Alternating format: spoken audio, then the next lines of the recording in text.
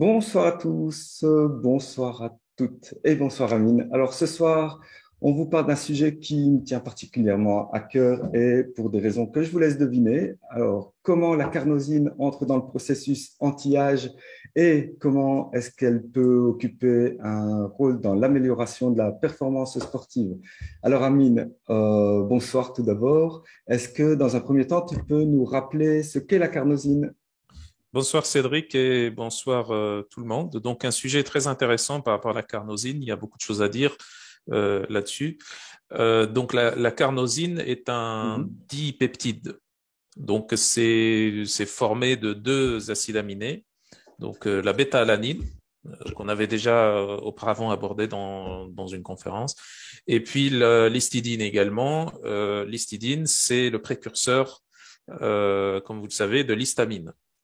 Et donc, quand la bétalanine et l'histidine se mettent ensemble, ça forme une molécule qu'on appelle la carnosine, donc Mhm. dipeptide, euh, à distinguer d'une autre forme de cette même molécule-là, qui est méthylée, qu'on appelle l'ansérine. Donc, l'ansérine et la carnosine se ressemblent beaucoup, et la seule différence entre les deux, c'est que l'ansérine est une carnosine qui porte un groupement méthyle. Okay. Et donc, il y a donc une certaine quantité de la carnosine qu'on trouve dans les neurones, donc dans le système nerveux, et une autre bonne quantité aussi qu'on trouve dans les muscles également. Mhm. Bien que on peut trouver de la carnosine ailleurs aussi, dans plein d'autres tissus, mais apparemment, ça n'est pas synthétisé par d'autres tissus. Ce qui est donc l'enzyme qui permet la liaison entre la bétalanine et la histidine et donc la formation de la carnosine s'exprime uniquement dans le système nerveux, donc dans les neurones Mhm. et dans les fibres musculaires. Et probablement que la carnosine qu'on trouve ailleurs, soit ça vient de ces deux organes-là parce que ça passe très bien à la barrière hémato-encéphalique, donc on peut très bien avoir de la carnosine qui sort au niveau sanguin et qui peut aller être distribuée dans Mhm. d'autres tissus. On a des transporteurs de la carnosine dans d'autres tissus, notamment au niveau du foie et d'autres tissus, pas qu'au niveau du système nerveux ou des muscles, et ou alors de la carnosine qu'on peut avoir donc de sources alimentaires, puisque on en a dans les aliments. Donc cette carnosine là a des effets très variés. Elle est en cours d'étude actuellement. Donc, c'est une molécule sur laquelle il y a beaucoup d'études, mais surtout des études chez l'animal et des études in vitro, très peu d'études cliniques. Ça, il faut le dire. Mais en même temps, c'est une molécule qui est utilisée. Et donc, on a un certain recul, une certaine expérience empirique de l'utilisation de cette molécule. Et d'où donc l'objet de la thématique Mhm. de cette conférence-là ici, cette interview, sur la longévité et sur donc le sport, puisque en fait la carnosine est surtout utilisée par des sportifs actuellement en tout cas, Mhm. et utilisée aussi peut-être à moindre mesure dans l'anti-âge également. Et donc ce que je disais tout à l'heure sur l'ansérine, qui est en fait un petit peu la cousine de la carnosine, on la retrouve beaucoup plus dans le cerveau, mais on en retrouve aussi une certaine quantité dans les muscles. Mais on peut dire que la carnosine est répartie de façon à peu près égale entre cerveau et muscle, de façon, on va dire, relative, parce que la masse musculaire est plus importante que la masse Mhm. du système nerveux. Et on peut dire aussi que la carnosine est l'ansérine est plutôt plus concentrée dans le système nerveux qu'au niveau des muscles, même si on la retrouve dans les deux. Alors, c'est intéressant de savoir qu'on peut à la fois et faire du sport et à la fois faire attention aussi à à sa façon d'être, à sa Oui. manière d'être. Donc, est-ce que, ben, voilà, évidemment, pour mieux comprendre sa métabolisation, est-ce que tu peux nous parler des différentes voies de sa conversion qu'elle va emprunter? Oui. Donc, on disait au niveau de la voie de synthèse, c'est Mhm. bêta-alanine plus cystidine. Oui. Donc là, on obtient de la carnosine. Et donc, cette molécule de carnosine, ce dipeptide, a différentes propriétés biochimiques et notamment donc un effet qui est bien connu, donc c'est l'effet anti-acidifiant de la carnosine, et c'est dû en fait tout simplement au fait que la carnosine peut se lier avec des protons H+. Proton H+, bon, c'est ce qui produit l'acidité. Et donc cet effet-là, il a été beaucoup plus étudié au niveau des fibres musculaires, puisque c'est là où on a le plus d'acidité qui est produite par le processus de production d'énergie et par la voie anaérobie lactique. Mhm. Il y a déjà cette voie-là où une partie de la carnosine va récupérer une partie des protons H+, et donc d'avoir un effet, une sorte d'effet tampon local au niveau musculaire, et probablement aussi que ça pourrait faire le même effet parce que c'est une réaction chimique en fait qui ne dépend pas de beaucoup de choses en fait. Il faut avoir juste des protons H+ et de la carnosine. Donc on pourrait imaginer que si on a une certaine quantité de protons H+ au niveau des neurones, qu'on obtienne le même effet aussi, bien que ça n'a pas bien été étudié sur les neurones. Euh, on a aussi d'autres effets par rapport à la carnosine, notamment sa liaison avec tout ce qui est ions divalents, c'est-à-dire des ions, des métaux, par exemple, comme le cuivre, par exemple, Oui. qui portent deux charges positives. Donc, le cuivre, c'est U2+. Donc là, ça se lie très bien, ça a une très très forte affinité avec la carnosine, et donc on pourrait avoir de cela ou déduire de cet effet-là, de cette voie-là, un effet de chélation du cuivre. Donc, dans des cas, par exemple, d'excès de cuivre, ce qui est souvent associé dans, par exemple, certains cas d'infection ou d'inflammation ou de lyse Oui. cellulaire, etc. Donc là, ça pourrait être aussi intéressant par rapport à cette voie-là. On peut avoir aussi comme liaison, et ça c'est au niveau, donc ce que je disais tout à l'heure, donc le cuivre, c'est au niveau sanguin surtout. Le calcium, par exemple, qui est aussi un autre ion divalent, Mhm. là, c'est plutôt une rétention du calcium au niveau musculaire. Et donc, cette rétention du calcium au niveau musculaire, on sait très bien ce que fait le muscle au niveau, le calcium au niveau du muscle, c'est l'activation de la contraction Mhm. musculaire, notamment. Donc, d'où ça peut-être qu'on détaillera un peu plus tard par rapport aux Oui. effets chez le sportif. On a une autre voie également de conversion de la carnosine que j'avais un petit peu expliqué au début, celle de la conversion de la carnosine en ancérine, Mhm. puisqu'on disait que il fallait juste méthyler la carnosine pour obtenir l'ancérine. Et donc, c'est une voie qui est beaucoup plus présente au niveau du cerveau, du système nerveux. On peut avoir aussi une certaine activité antioxydante, donc un piégeage de radicaux libres, notamment l'anion superoxyde. Euh, et c'est ce qui fait aussi le radical hydroxyle également peut se lier avec la carnosine. Le radical hydroxyle, je rappelle, c'est un des radicaux libres ou le radical libre principal qui est produit Mhm. par la réaction de Fenton lorsqu'il y a excès de fer. Donc ça, c'est aussi quelque chose de très important. Et puis, il y a aussi une autre voie qui est relativement bien décrite aussi, où on voit que la carnosine diminue la glycation, ou le stress glycan, ou ce qu'on appelle plus simplement les produits de la réaction de Maillard, Mhm. ou plus spécifiquement ce qu'on appelle les produits finis de la glycation avancée. Donc c'est un petit peu, si vous voulez, des sortes de, c'est pas des radicaux libres, mais c'est un peu l'équivalent des radicaux libres dans le stress oxydatif. Donc les AGE, on les a dans le stress glycan. L'exemple le plus simple ici, qui est bien connu chez le diabétique, c'est par exemple la glycation de l'hémoglobine. ce qui donne le fameux marqueur là de l'HB glyqué, de l'hémoglobine glyquée, par exemple. Et donc la carnosine a cet effet, entre autres, donc par cette voie-là, de diminuer la production des produits finis de la glycation avancée et donc de diminuer le stress glycant. Donc ça, c'est principalement les voies métaboliques qui sont connues pour la carnosine. Mhm. Bien sûr, il y a d'autres voies qu'on ne comprend pas bien, mais qu'on comprend juste par l'effet qu'on obtient dans certaines études, mais c'est pas bien détaillé, on comprend pas toutes les voies. Mhm. Et du coup, dans quel aliment est-ce qu'on peut retrouver Alors, la cette carnosine carnosine, c'est un peu comme son nom l'indique. carnée? Ça Ouais. vient des aliments carnés, c'est un peu comme Mhm. la carnitine aussi, la Ouais. L-carnitine qu'on avait vu avant. Donc, ça provient des aliments d'origine animale et surtout des viandes.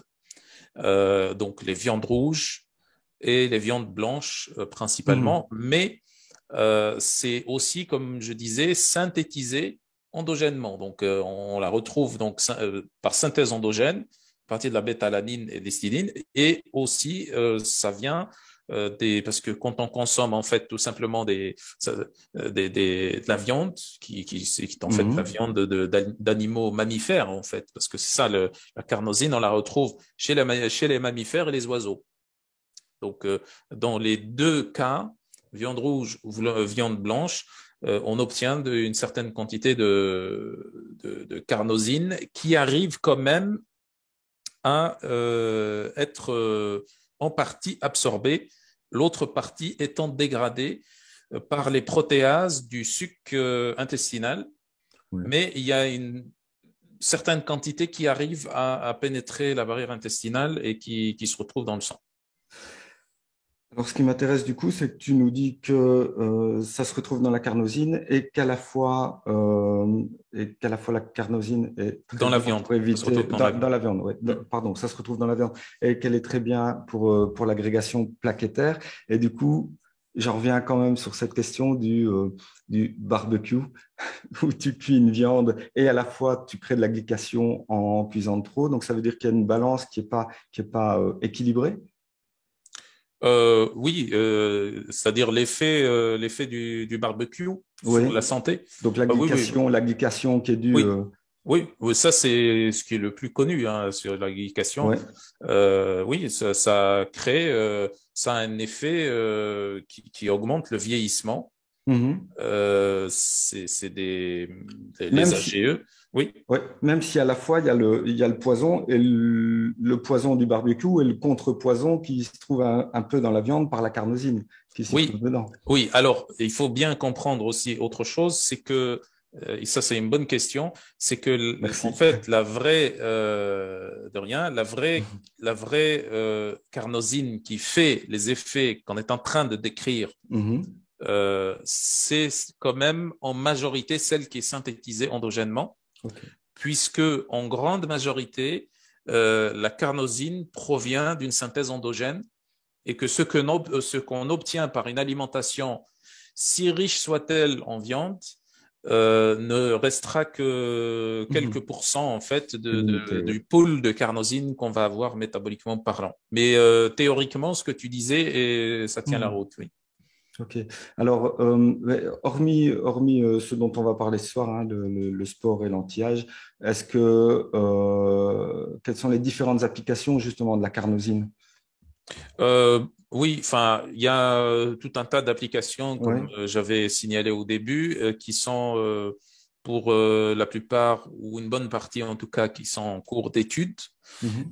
et qui ont montré des résultats prometteurs, notamment dans la neuroprotection. Donc par différents effets, comme on disait, donc dans le système nerveux, la carnosine se trouve en grande quantité, elle est synthétisée en grande quantité et aussi avec l'ansérine. Donc ici, on a un effet antioxydant, un effet également sur l'équilibre acido-basique, Mhm. un effet aussi sur les AGE. Apparemment, l'ansérine aurait aussi des effets protecteurs qui ont été décrits dans la littérature par rapport à la démence et à Alzheimer aussi, donc par rapport à la diminution des plaques Ouais. bêta-amyloïdes et de la protéine tau.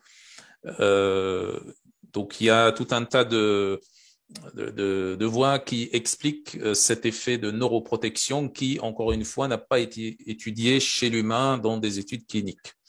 On peut aussi parler de tout ce qui est effet antioxydant et donc protection des radicaux libres. Un effet, comme on disait, un effet anti-glycant, donc anti-stress métabolique, en gros. Ce qui pourrait être aussi intéressant d'explorer peut-être par plus d'études et surtout des études cliniques, c'est l'effet sur la résistance à l'insuline et sur le Mhm. diabète type 2. Alors ici, il y a deux effets. Il y a l'effet anti-glycation qu'on obtient aussi avec chez un diabétique, comme il a souvent des pics réguliers de glycémie, Oui. ben, il est plus sujet à ce phénomène de glycation, vu que dans le sang, on trouve à la fois de l'oxygène qui circule et des protéines. Donc, les protéines sont glyquées par le glucose en présence d'oxygène. Et donc, Mhm. l'effet antiglycant est très intéressant de la carnosine, est très intéressant serait très intéressant pour le diabétique. Et en même temps, l'effet de la carnosine sur l'amélioration de la sensibilité à l'insuline. Ça aussi, c'est quelque chose de très intéressant également, qui nécessite plus de recherche, bien sûr. L'effet de chélation du cuivre, ça aussi, c'est relativement intéressant. Il y a peu de choses qui permettent de chélater le cuivre lorsqu'il y en Oui. a beaucoup ou en excès. Des effets intéressants aussi sur le syndrome de fatigue chronique, voire sur la fibromyalgie. Alors, ce qui pourrait être le plus possible en termes d'effet, c'est vraiment le syndrome de fatigue chronique et ça pourrait améliorer aussi la problématique de fatigue dans le cas de la fibromyalgie également. Mhm. Bien sûr, en combinaison avec d'autres composants et au sein d'une stratégie complète et bien supervisée, puisqu'il n'y a pas que donc la carnosine qui agit là-dessus, c'est un problème plus complexe. Et puis, on a quand même aussi quelques études en rapport avec, donc qui mettent en rapport la carnosine avec la cataracte ou la dégénérescence maculaire, donc les problèmes des yeux en gros. Donc là, ça pourrait être aussi intéressant. Et il y a aussi un autre effet qui pourrait aussi être intéressant, qui est bien étudié d'ailleurs, c'est en association avec le zinc, donc la carnosine avec le zinc, ça améliore la régénération des muqueuses, notamment les muqueuses gastriques, muqueuses intestinales et autres aussi. Mais surtout, c'est plus étudié dans ce sens-là, donc les muqueuses digestives en gros. Mhm. Donc ça, ce sont, on va dire, les effets qui sont les plus prometteurs. Il y a encore d'autres effets qui ne sont pas très clairs, des effets métaboliques ou même des effets sur certaines pathologies, mais c'est pas encore très clair Mhm. et on pourrait pas dire que ces effets sont prometteurs pour l'instant. OK. Et maintenant, il faut qu'on en vienne au sujet qui nous intéresse ce soir. Quel est le lien entre la carnosine et le processus anti-âge? Oui, donc au niveau du processus anti-âge, il y a plusieurs phénomènes en fait, et donc plusieurs voies aussi métaboliques qui sont en rapport avec l'anti-âge. Donc ces voies-là sont pas toutes modulées ou régulées par la carnosine, mais il y en a quelques-unes qui sont en lien avec le métabolisme de la carnosine, notamment, on avait déjà expliqué donc la sensibilité à l'insuline. La carnosine, en améliorant la sensibilité à l'insuline, donc ça Mhm. diminue ou ralentit le vieillissement. Oui. La sensibilité à l'insuline est un des paramètres les plus importants. Ça a un effet aussi antiglycant, Oui. pareil. Donc ça, c'est une autre voie du vieillissement également. Apparemment, il y aurait aussi un effet, il y a deux études là-dessus sur les effets de la carnosine sur les télomères. Donc les télomères, Mhm. c'est les extrémités en gros des chromosomes. Hein, c'est des séquences d'ADN qui n'ont pas un effet codant ou un rôle codant où ils codent pour des protéines. Donc ces séquences-là qui sont vers Mhm. les extrémités n'ont pas cet effet-là. Et ils ont plutôt un effet de protection de l'ADN. Donc, Ok. c'est comme des sortes de bouchons, en fait, hein. Mhm. C'est comme vous avez un stylo et vous avez le bouchon, ça protège La la pointe, bille, ouais, hein, ouais, la ouais, ouais. pointe.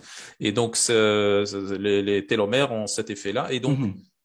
le raccourcissement des télomères est un marqueur de vieillissement.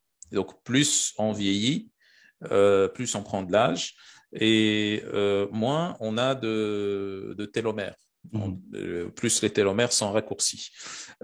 Donc, c'est pour ça qu'une des solutions anti-âge sur cette voie-là, c'est de favoriser tout ce qui rallonge les télomères. Alors maintenant, il faut mettre quand même un point là-dessus. Il y a certaines problématiques de santé, entre autres des cancers, cancer du poumon par exemple, certains cancers du poumon, pas tous, où les cellules cancéreuses produisent des télomères à rallonge. Mhm. Mais ça, c'est vraiment quelque chose d'exceptionnel et où les télomères ne sont pas juste rallongés, où deviennent extrêmement lents. Donc ça, c'est quand on a dit ça, donc, toutes les possibilités qui permettent d'épargner, on va dire, les télomères, et la carnosine en est une, et qui permettent de diminuer plutôt ce raccourcissement des télomères, et non pas de les rallonger, Mhm. ok, on aurait un effet aussi anti-âge. Et donc, la carnosine fait partie de cela également. Il y a aussi une étude sur l'amélioration ou l'augmentation de la limite qu'on appelle la limite de Hayflick. Cette limite de Hayflick, c'est en fait une limite au niveau du nombre de divisions cellulaires, d'accord, Mhm. qu'aurait ou que ferait une cellule. En fait, une cellule aurait une lignée cellulaire plutôt aurait un certain nombre de divisions cellulaires après lesquelles cette lignée cellulaire est détruite, elle meurt. Et donc ça, c'est un des mécanismes fondamentaux du vieillissement. Et apparemment, sur une étude, ça montre que une étude in vitro, ça montre que la carnosine pourrait augmenter cette limite. Ça Ok. reste encore à confirmer. Mais en tout cas, il y a pas que cette voie-là, comme vous avez compris, il y a tout un tas de voies qui font que cette carnosine Mhm. a un effet sur la longévité et a un effet anti-âge très intéressant. Il y a d'autres voies, bien entendu, la voie sur la MPK, sur le mTOR, etc., qui sont encore en cours d'exploration, mais on va peut-être les laisser pour une autre fois parce que Ouais, c'est ouais, déjà ouais. complexe et deux, c'est pas encore très clair l'effet de la Mhm. carnosine sur ces voies. Donc, quelque part, c'est le protecteur, ou ça pourrait être le protecteur ou l'anti-âge de la cellule elle-même, Exactement, oui, tout à fait. et le protecteur des télomères. Mm. Ok. Maintenant, est-ce que tu peux nous parler sur du deuxième sujet, hein, la carnosine et la performance, ou en tout cas le sport? Chez les sportifs, en fait, la carnosine est bien connue. Mhm. C'est là où on utilise le plus la carnosine, du moins Ouais. actuellement. En gros, on pourrait dire que ça favorise la récupération chez le sportif, quel Mhm. que soit le type de sport, sport d'endurance ou sport intermittent ou sport de force ou de force maximale. Donc ça, c'est globalement, on dit, ça favorise la récupération chez le sportif. Alors, là aussi, on a différentes voies par lesquelles la carnosine favorise la récupération chez le Ouais. sportif. Dans certaines, on les a déjà évoquées au début ou même dans la partie sur l'anti-âge. Mhm. Donc, notamment l'effet antioxydant. Bon, Ouais. on sait très bien que chez un sportif, il produit beaucoup plus de radicaux libres que quelqu'un de sédentaire ou quelqu'un qui n'est pas actif. Et à ce Mhm. moment-là, donc l'effet antioxydant, voire l'effet antiglycant également, pourrait être intéressant pour protéger les tissus et surtout les muscles et le système nerveux qui sont les plus sollicités au cours d'un effort physique aussi. Il y a aussi une autre problématique à laquelle sont confrontés les sportifs, l'augmentation de l'acidité ou de l'acidification du tissu musculaire. Mhm. Ce qui est tout à fait normal, plus sollicite la production d'ATP par la voie classique qu'est la voie aérobie, donc glycolyse ou bêta-oxydation ou autre mitochondrie, plus on atteint plus vite la limite de métabolisation et de production d'ATP par cette voie-là. Et donc, on passe à l'autre voie qui est l'anaérobie lactique. Et au cours de cette voie anaérobie lactique, et même sur la voie aérobie aussi, on en produit une certaine quantité de protons H+, comme on disait au début, et donc ce qui va acidifier les muscles. Cette acidification par un excès de protons H+, va induire à un moment donné, c'est en tout cas un des facteurs principaux qui vont induire la fatigue musculaire chez le sportif. Et donc, le fait de tamponner cette acidification du tissu musculaire va permettre d'améliorer l'endurance, la performance, donc va permettre aux sportifs d'avoir des muscles qui vont encore fonctionner pendant un certain temps. Donc ça c'est aussi très important.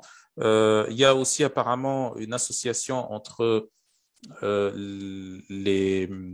les troubles de la contraction musculaire et la baisse de carnosine au niveau du muscle, dans le sens où, comme on disait, la carnosine produit une rétention du calcium au niveau musculaire. Donc ça, c'est une première chose qui pourrait expliquer cela.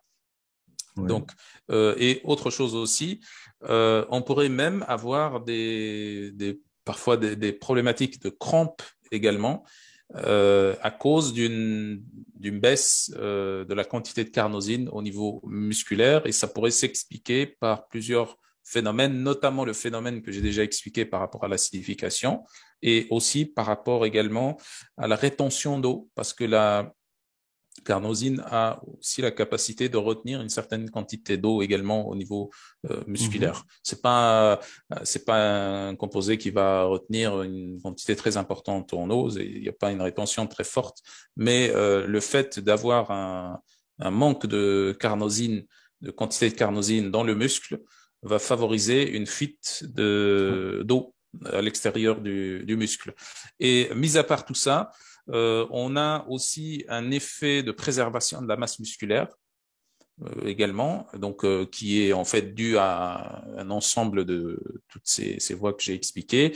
Et puis un effet également, à travers tout ce qu'on a vu, un effet aussi surtout protecteur des mitochondries, qui sont extrêmement importants dans la production d'énergie et donc dans la contraction musculaire et donc chez le sportif aussi. Okay, ouais. Quand tu nous parles de ça, du coup, ça me fait penser inévitablement à la bêta-alanine, où j'ai l'impression qu'il y a des concordances. Alors, carnosine contre bêta-alanine, oui, qu'est-ce qu'on en dit? Oui, la bêta-alanine est le précurseur de la carnosine. Oui. Donc, en quelque sorte, les effets qu'on obtient en quelque sorte par la bêta-alanine, on va les obtenir par la carnosine. Maintenant, il y a quand même une particularité de la bêta-alanine, c'est que comme la bêta-alanine est à la fois le précurseur de la carnosine, mais aussi de l'ansérine, d'accord, et qu'il y a très peu de carnosine qui se convertit en ansérine, déjà dans le cerveau, ou là où ça se convertit le plus, déjà on en a très peu de carnosine qui est méthylée en ansérine. Dans les muscles, on en a quasiment pas, en tout cas c'est indétectable. Et donc, le fait d'avoir une certaine quantité de bêta-alanine permet d'avoir une certaine quantité, bien sûr ça donne de la carnosine, mais ça donne aussi de l'ansérine. L'ansérine est très intéressante. C'est un composé qui est relativement très stable par rapport à la carnosine. Il est beaucoup plus stable que la carnosine. Il a des effets relativement similaires à la carnosine, bien que l'ansérine est beaucoup moins étudiée que la carnosine. Mais sur le peu de données qu'on a sur l'ansérine, on a quand même un effet neuroprotecteur très intéressant par rapport à la mémoire Et d'ailleurs, dans les applications de la carnosine, donc je n'avais pas cité la mémoire, justement parce qu'il y avait Mhm. encore des études qui étaient pour et qui étaient contre. Comme je disais, c'est pas encore bien clair. Mais par contre, pour l'ansérine, le peu de données qu'on a montre que ça pourrait être protecteur contre la démence, Mhm. voire contre Alzheimer aussi. Et donc, l'ansérine qu'on obtient de la bétalanine, C'est la justement, bétalanine.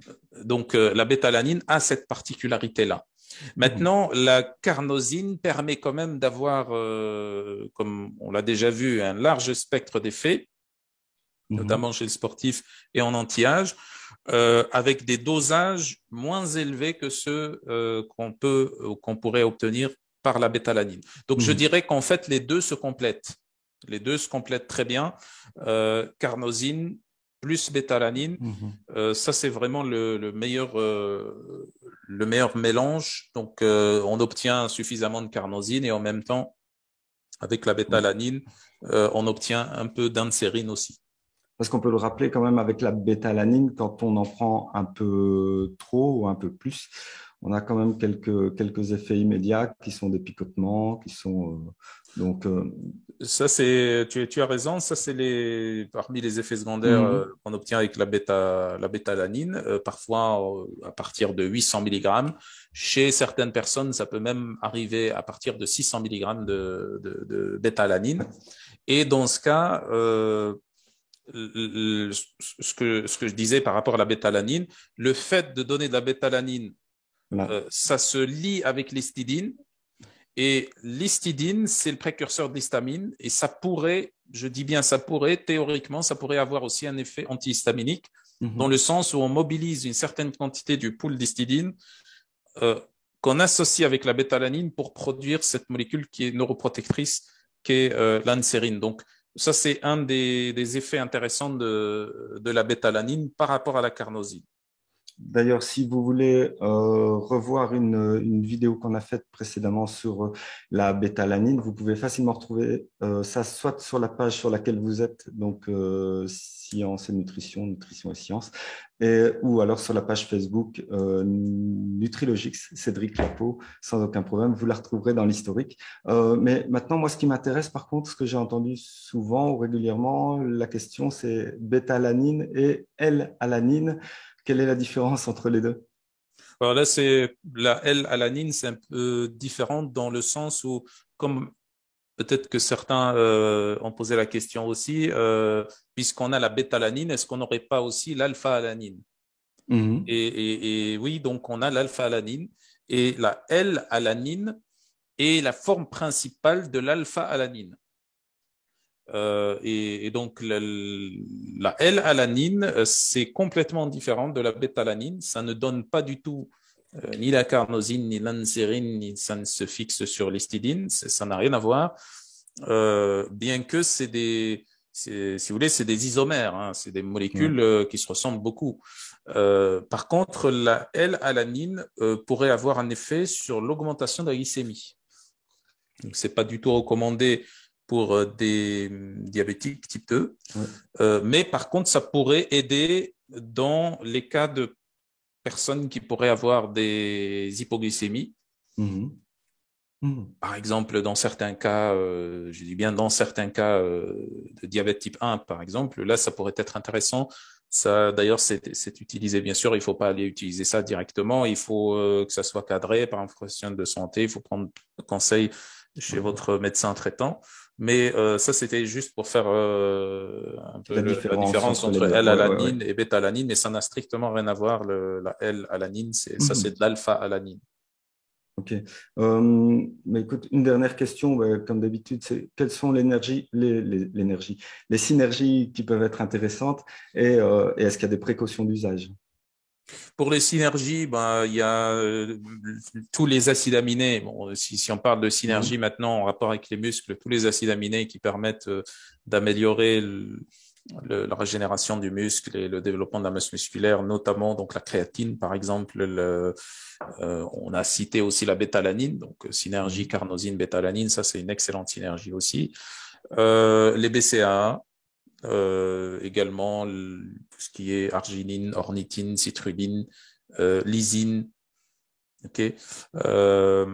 Quoi d'autre? Donc il y a aussi le zinc également qui pourrait être intéressant. On l'avait cité avant Ouais. dans la régénération des muqueuses, mais on peut très bien combiner le zinc parce que le zinc améliore le fonctionnement de l'IGF-1 et de l'hormone de croissance, ce qui pourrait être aussi intéressant pour le métabolisme musculaire également. Mhm. On pourrait aussi associer dans le sens de l'effet anti-acidifiant de la carnosine, on pourrait associer tout un tas d'autres choses qui pourraient être aussi anti-acidifiants, notamment le citrate, le malate, citrate de magnésium, Ouais. citrate de potassium, etc. Donc ça pourrait être aussi relativement intéressant. Et puis, Intéressant. si on revient sur l'effet de la carnosine sur la protection des mitochondries, ben à ce Mhm. moment-là, on a le coenzyme Q10, on a des polyphénols, etc., qui peuvent être associés avec la carnosine. L'effet aussi protecteur au niveau du système nerveux, bien que c'est toujours en cours d'étude, euh, ça pourrait être donc associé à des oméga 3 par exemple ou à des polyphénols aussi. Donc il y a plusieurs synergies qui peuvent être associées avec la carnosine. Mhm. Et est-ce qu'à côté de ça, justement, il y a des précautions d'utilisation et des synergies qu'il ne faut absolument pas? Euh, Pas forcément. Bon, c'est des précautions classiques là pour, par exemple, Mhm. la grossesse, l'allaitement, ça il faut pas donner.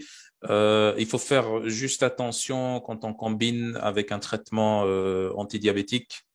Euh, Ouais. Parfois, ça peut créer des chutes de glycémie importantes. Ça pourrait même augmenter l'effet donc hypoglycémiant. Il y a quand même aussi un cas qui est extrêmement rare aussi. C'est très rare. Ce qu'on appelle l'encéphalite épileptique, où là, c'est Mhm. dû en fait à un déficit génétique d'une enzyme qu'on appelle GABA transaminase. Mhm. Et donc sur cette situation-là, sur cet état-là, il faut éviter de donner de la carnosine, voire aussi de la bétalanine, les deux. Mhm. Parce que tout simplement, ça pourrait aggraver la situation. Dans cette problématique-là, qui est, comme je disais, extrêmement rare, c'est une mutation génétique très rare, euh, on a un excès de GABA, et c'est pas juste un excès, c'est des quantités explosées de GABA au niveau du cerveau, ce qui crée une encéphalopathie, une inflammation en gros au niveau du cerveau, qui est associée avec des épisodes de crise d'épilepsie. Donc, sur ce cas qui est extrêmement rare, il va falloir éviter de donner de la carnosine et aussi de la bétalanine. D'accord. Alors, avant de passer aux questions, j'ai justement un témoignage de Dominique. Alors, lui, il traite un diabétique de 76 ans, 76, pardon, pour les Français, avec la carnosine, et ça fait diminuer cet âge de vieillesse. Et apparemment, son diabétologue Oui, ne comprend pas. oui, c'est exactement. Il y a quelques études qui montrent que ça pourrait avoir un effet intéressant, Mhm. protecteur sur la peau également, puisque comme je disais, il y a quelques autres tissus où on trouve une certaine quantité de carnosine, et parmi ces tissus-là, donc il y a le foie, mais il y a aussi la peau également. Et donc la carnosine au niveau de la peau, apparemment, ça aurait ces effets de protection contre les rayons UV et les effets antioxydants. C'est des effets qu'on obtient aussi avec d'autres nutriments comme la vitamine E, par exemple, Ouais. ou d'autres nutriments, le PABA, etc. Et c'est des effets qui sont relativement similaires. Et donc, c'est pas des effets spécifiques à la peau, puisque en Mhm. fait, c'est juste les voies métaboliques classiques de la carnosine qui fonctionnent et qui peuvent donner cet effet-là. Donc, effectivement. Donc, si vous êtes sportif, que vous faites attention à vos rides, ou- et qu'en plus vous avez des tâches, ben, pourquoi pas le prendre. Soraya qui nous demande si c'est efficace sur le HP, Sur le HP Helicobacter pylori. Helicobacter pylori, ben non. puisque enfin Il n'y a pas c'est de... efficace, c'est-à-dire ça peut faire c'est pas efficace sur la bactérie.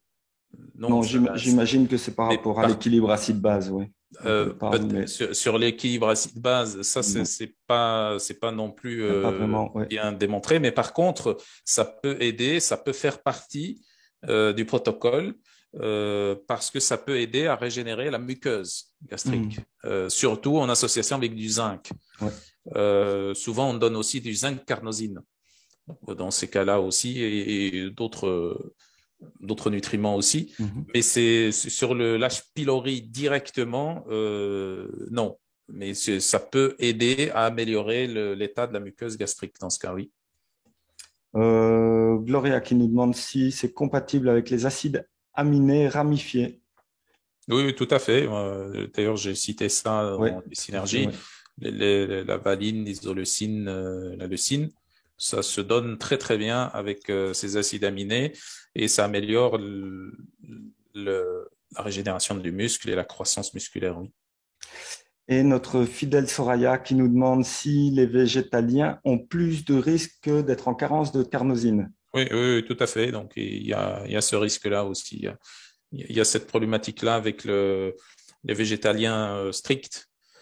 Oui, donc on peut avoir moins de carnosine, surtout si c'est maintenant des végétaliens qui font beaucoup d'exercices physiques, beaucoup Mhm. de sport, ou alors des végétaliens qui sont exposés à beaucoup de stress oxydatif, beaucoup de glycation, des maladies métaboliques.